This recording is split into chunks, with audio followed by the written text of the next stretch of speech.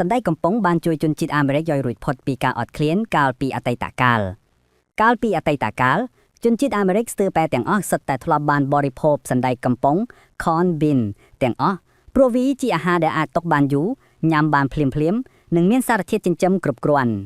កាលពីអតីតកាលតាំងពីសម័យ Cowboy រហូតដល់សង្គ្រាមស៊ីវិលសណ្ដែកកំប៉ុងគឺជាវត្ថុដែលមនុស្សគ្រប់គ្នាត្រូវយកតាមខ្លួនជានិច្ចព្រោះវាជាប្រភពអាហារដែលងាយស្រួលរកបំផុត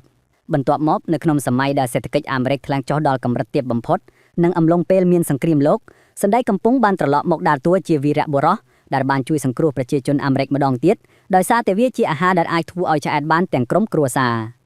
ទោះបីជាបច្ចុប្បន្នជនជាតិអាមេរិកភាគច្រើនមិនចាំបាច់ពឹងផ្អែកលើសណ្ដែកកំប៉ុងទៀតក៏ដោយ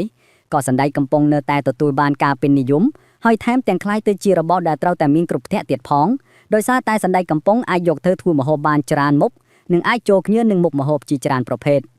ដូច្នេះវាមិនមែនជារឿងចម្លែកទេដែលជនជាតិអាមេរិកបរិភោគសណ្ដែកកំប៉ុងដល់ទៅ1000លានគីឡូក្រាមក្នុងមួយឆ្នាំ